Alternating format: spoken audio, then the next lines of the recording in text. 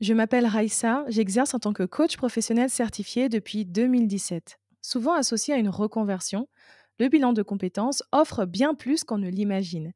Il est là pour nous amener à redéfinir notre parcours personnel et professionnel et donner un nouveau souffle à notre place dans le monde. À travers cet épisode, plongeons-nous dans trois histoires de vie que le bilan de compétences a contribué à redéfinir. Alors, avant de nous plonger dans ces trois histoires, je pense qu'il est essentiel de revenir sur les bases. C'est quoi un bilan de compétences et comment est-ce qu'il s'articule? En effet, nous avons toutes et tous de bonnes raisons de faire un bilan de compétences dans notre vie. Et parfois, en fonction du moment où nous réalisons notre bilan, il peut nous arriver d'avoir à le refaire une deuxième, voire une troisième fois. Plusieurs raisons peuvent expliquer cela. Peut-être que le bilan arrive trop tôt dans ma carrière. Peut-être que je ne dispose pas d'assez de temps, d'énergie pour me consacrer au bilan. Ou peut-être que je suis dans une situation douloureuse, dans une situation difficile, qui m'empêche d'être disponible mentalement pour réfléchir, agir et avancer. À quoi sert le bilan de compétences? Il est là pour t'amener à faire le point sur ta carrière, à créer des fondations solides sur lesquelles tu vas pouvoir créer un nouveau projet. Il s'agit pour toi de te projeter dans ta carrière professionnelle, d'établir une stratégie, un plan d'action pour arriver à tes fins. Faire le point sur ta carrière, c'est quoi au juste? Eh bien, c'est très simple.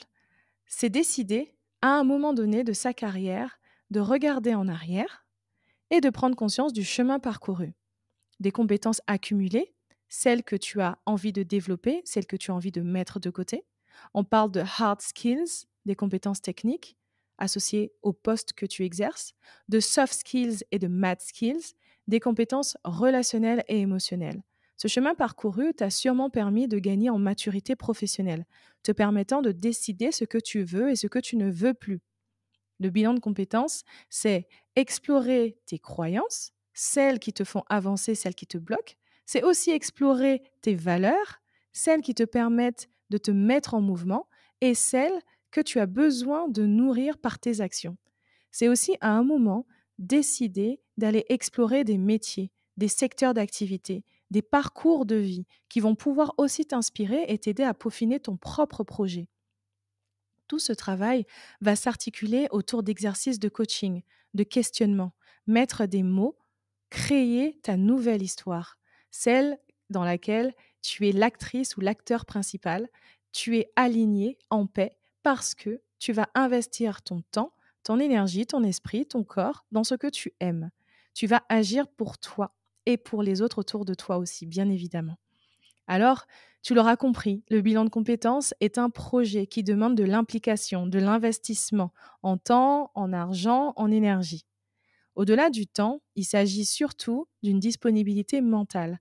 Est-ce que je suis prête ou prêt et disponible à réfléchir sur moi? Est-ce que je suis prêt à avancer, à agir? Et mon énergie, comment est-ce que je suis? Est-ce que j'ai une énergie d'introspection? Est-ce que j'ai une énergie de mouvement? En tout cas, le bilan de compétences demande à se plonger pleinement, corps et âme, dans l'accompagnement. Mais c'est quoi la finalité du bilan? Alors avant de répondre à cette question, je sais, je fais durer un peu le plaisir, hein, je vais pas me cacher, mais on va revenir sur les étapes par lesquelles tu es passé ou tu vas passer par rapport au bilan de compétences. Au départ, petite hésitation. Tu sais pas encore si tu vas faire un bilan de compétences, et puis tu en parles autour de toi, tu découvres qu'il y a des personnes qui en font, tu entends comme par hasard parler de chance, et puis, ça y est, tu sens que c'est le moment. Félicitations. Le plus dur est fait, tu as franchi le pas de t'inscrire. Tu as matché avec ta ou ton coach, c'est-à-dire que tu as la personne qu'il te faut pour t'accompagner dans ce processus. Et tu t'es lancé dans le parcours. L'aventure du bilan de compétences va prendre minimum 3 mois.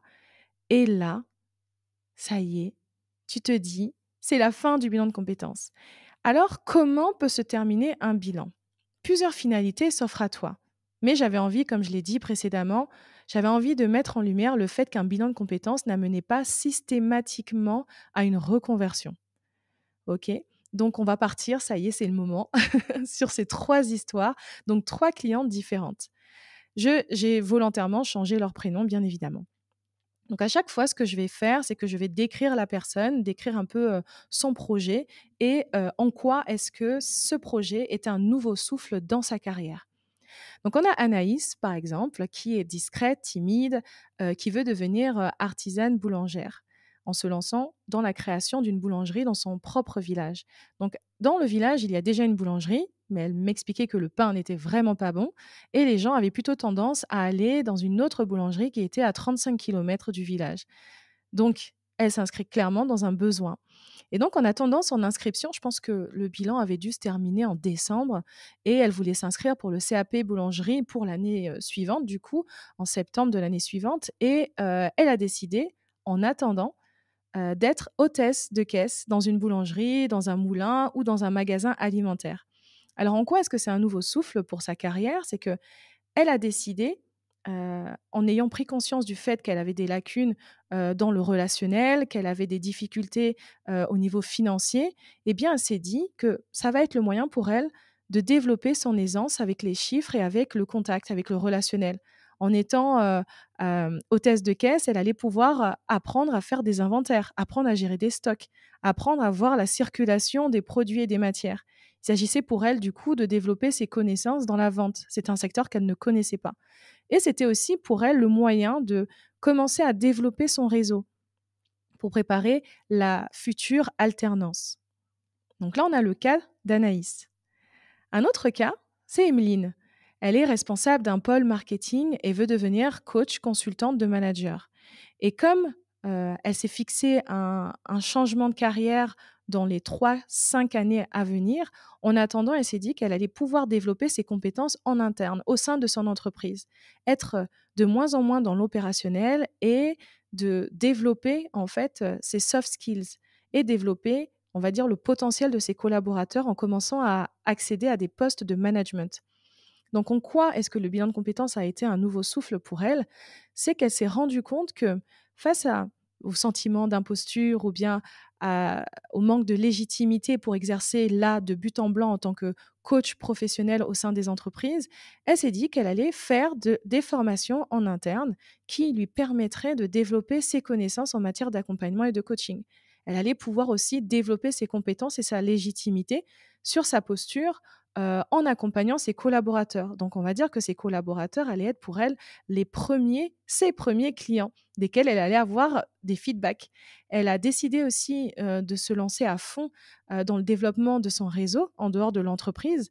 Donc, assister à des soirées entre coachs, assister à des after-work dans son secteur pour aussi sortir un peu de son environnement purement professionnel et aller un peu voir ce qui se passe ailleurs et à l'extérieur de son entreprise. Et un troisième cas, on a Justine. Justine, elle, elle a souhaité faire son bilan de compétences alors qu'elle était en pleine mobilité interne. Elle passait d'opérationnel relation client à manager d'une équipe de 7 personnes. Donc, elle s'intéressait aussi, donc elle a pris conscience que ce qui l'animait, on va dire, c'était aussi en lien avec l'événementiel, au développement aussi de ses talents en RH. Et donc, qu'est-ce qu'elle a décidé de faire? Nouveau souffle, grâce au bilan de compétences, c'est d'allier dans son activité professionnelle de la gestion de projets événementiels aussi. Donc, elle a créé ce qu'on appelle au sein de son entreprise, pour qui c'était nouveau, de l'intrapreneuriat, c'est-à-dire entreprendre au sein de l'entreprise en créant des micro-projets, en associant des collaborateurs d'autres services pour créer des projets communs. Donc ça, c'est tout ce qui permet aussi de développer la culture en entreprise, le travail ensemble, la cohésion. OK? Donc, c'était un moyen pour elle de développer ses propres soft skills, d'apprendre à accompagner aussi les autres, d'apprendre à mener des projets en groupe parce elle a surtout eu tendance, en tant qu'opérationnelle relation client, à travailler en solo avec son portefeuille. Et là, c'était aussi le moyen pour elle de gagner en légitimité grâce au feedback et aux rituels qu'elle allait pouvoir mettre en place en interne en prenant la main sur la création de l'intrapreneuriat.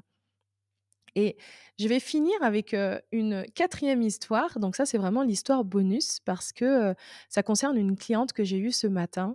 En fait, ce qui s'est passé, ce matin hier soir, ce qui s'est passé, c'est qu'en fait, au départ, on avait une approche de recherche métier.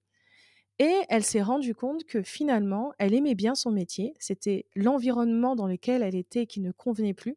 C'était l'ambiance, c'était du relationnel qui était en jeu et qui la mettait dans une situation où elle était dans un inconfort. Et donc, elle a décidé d'aller chercher non pas un nouveau métier parce que ça ne la concerne pas. Elle aime ce qu'elle fait. Si on enlève, on va dire, l'environnement dans lequel elle est, si elle s'imagine dans un autre environnement, elle adore ce qu'elle fait et donc ce qu'elle a décidé de faire, c'est d'aller peut-être, regarder plutôt des entreprises à impact. Des entreprises qui travaillent sur des projets innovants, sur la planète, sur, l'inclusion, la diversité. Bref, elle s'est intéressée à plein, plein, plein d'autres secteurs pour avoir du sens et de l'impact, pour avoir une entreprise en tout cas pour travailler dans une entreprise où le sens et l'impact correspondent à ses aspirations à elle. Donc voilà, voilà ces 4 histoires qui te permettent de te rendre compte que le bilan de compétences n'est pas là juste pour t'amener à une reconversion. Il est là pour t'amener à redéfinir tes aspirations, pour réinvestir ton temps, ton énergie, ta carrière professionnelle autrement. Et pour finir, donc j'ai une petite question pour toi ou 2. Lorsque tu vas prendre rendez-vous, ton tout premier rendez-vous avec ton ou ta coach, prépare bien ces questions. C'est: quelles sont tes attentes par rapport au bilan de compétences? Qu'est-ce que tu souhaites que le bilan de compétences t'apporte? Alors pour répondre à ces questions, moi je t'invite à répondre avec, une seule phrase. C'est vrai qu'au départ les idées elles sont un peu fouillis. De toute façon, ton et ta coach sont là pour justement t'aider, ta coach est là pour t'aider à clarifier, tes attentes, mais va sur une phrase. Au départ, tu as plein d'idées, note-les toutes et puis petit à petit, tu vas voir, il va y avoir une idée qui va être l'idée centrale, l'attente principale par rapport au bilan de compétences et donc ta phrase commencera par «je», puis tu rajouteras un verbe d'action et tu rajouteras des compléments circonstanciels ou comme tu voudras. OK? Compléments d'objet direct, indirect, comme tu veux. Donc voilà, merci à toi pour ton écoute.